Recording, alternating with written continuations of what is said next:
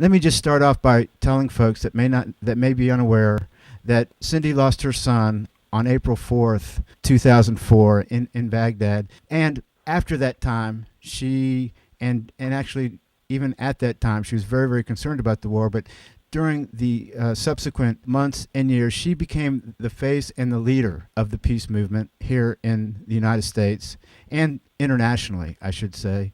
And then later in 2007, she announced that she was no longer fond or was going to keep the title of the face of the anti-war movement, was actually expanding her work and understanding of the world around us into looking, I think, at causes that may even have led to the war as well as the war itself. And I just wanted to ask you first, Cindy, if you would share with us, if you would, the evolution of your own path that you have taken, ideologically speaking, and studying history and those types of things, that brings you to this particular point in time here on March 21st, 2008.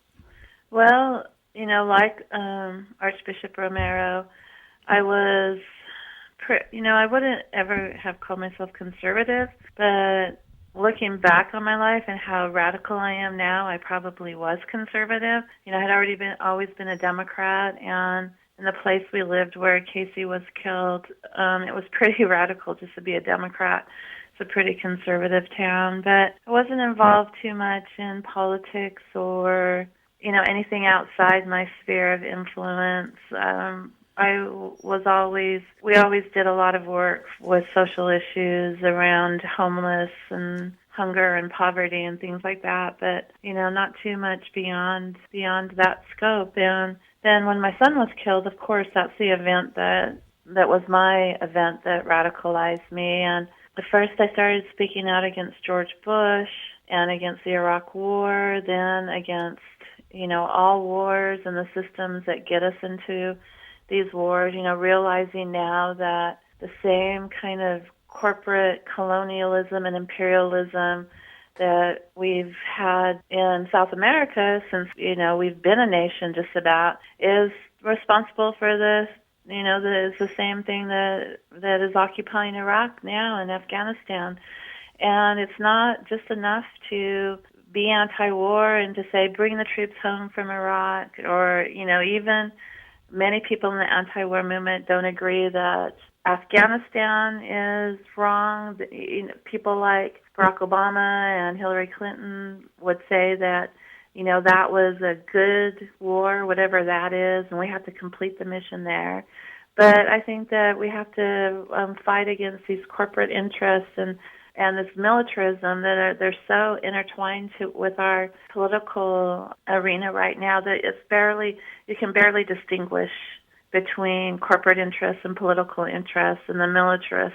So I'm running for Congress now against Nancy Pelosi in San Francisco. People, even, recently people say, well, you should have picked a district where you could win in. And it's not about, being in Congress. It's not about beating Nancy Pelosi, even though she has been a failure as Speaker of the House, and she hasn't represented the people of California's 8th District for many years. She's only, really represented the corporate interests. It's about the whole entire system. Somebody needs to start pulling this system apart. And if we take out the lead Democrat and realize that it's not just the Republicans that are pro-war and pro-oppression, it's the entire system, and the Democrats are part of the system. And that's just like a very brief answer to your question that I could have spent hours actually answering. Very good. Well, I think it's a great starting point, because as you were talking, it occurred to me, and this announcement that you made, I believe, was in July 23rd of 2007, was when you actually announced your candidacy. I think it was following the Bush reduction of Libby's sentence and well, he commuted entirely his sentence. Thank you. Yeah. Exactly. Well, he still has to show up for probation appointments, so. Oh, poor guy. But what was fascinating to me about you, and I think it's true. It's really the ideas that transcend time, and the ideas that you represent and have been putting forth are really important. And it reminds me, and I don't mean to be connecting you to other people, because you are your own person, and of course Archbishop Romero was his. But on the terrible anniversary of your son's death, of course, there was the speech Beyond Vietnam by Dr. Martin Luther King many years earlier in 1967. And Right. his theme was very similar to what you were just saying, that Vietnam was more of a symptom. Going beyond, we had to go beyond Vietnam.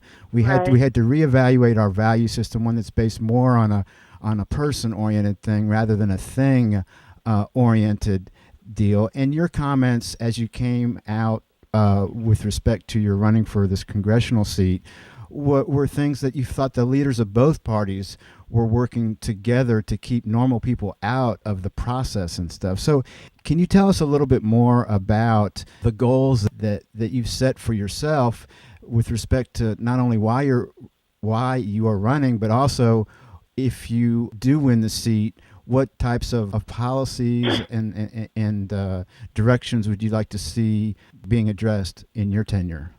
Well, definitely people always look at Martin Luther King Jr.'s "I Have a Dream" speech or "I've Got a Dream" speech as, one of the most important or inspiring speeches he ever gave. But I believe the Beyond Vietnam Building the Beloved Community speech was his most absolutely radical, and we know that members of his own church didn't want him to give that speech.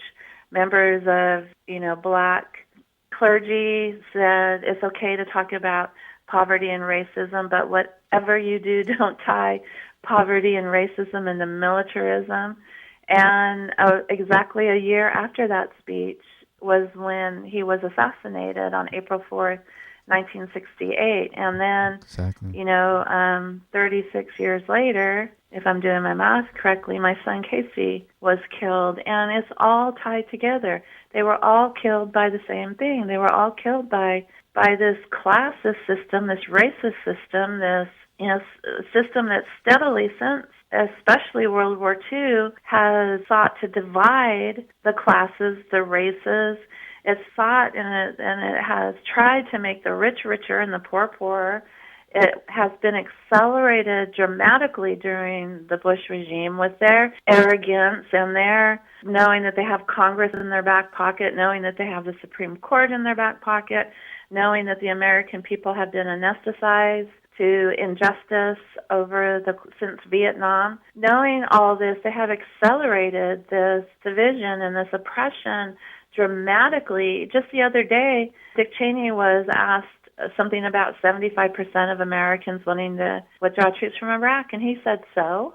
That just to me symbolizes the entire Bush regime. It's just, so? We don't care what the people want. We're not here to govern the people, or we're not here to lead the people. We're here to obey our masters, the corporate entities, the wealthy, the elite establishment, which they all belong to. So and I don't like to say if I get into Congress, because I don't like to put any negative energy out into the universe, but when I get into Congress, we will press aggressively for an agenda that is built around basic human rights of health care, of food, of shelter, of prosperity, of peace, people being able to unionize, of changing this system we have that pollutes the atmosphere and kills people to be sustaining and clean up the environment. And we can't do that.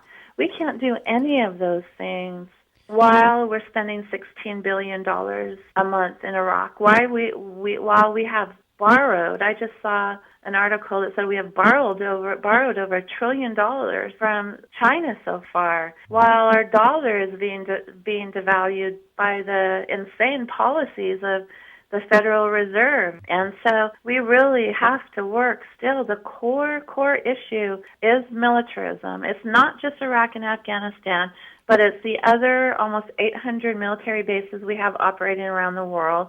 It's an economy that is based only on exporting death and destruction. We hardly manufacture anything that is useful here in the country anymore. All our jobs have gone overseas, have been outsourced, so, we can import dangerous and oftentimes very caustic products from other countries that are basically built with slave labor. So it's just, we have to get in there. We have to close most of our military bases around the world. I'm not going to say 100% of them, but close most of them.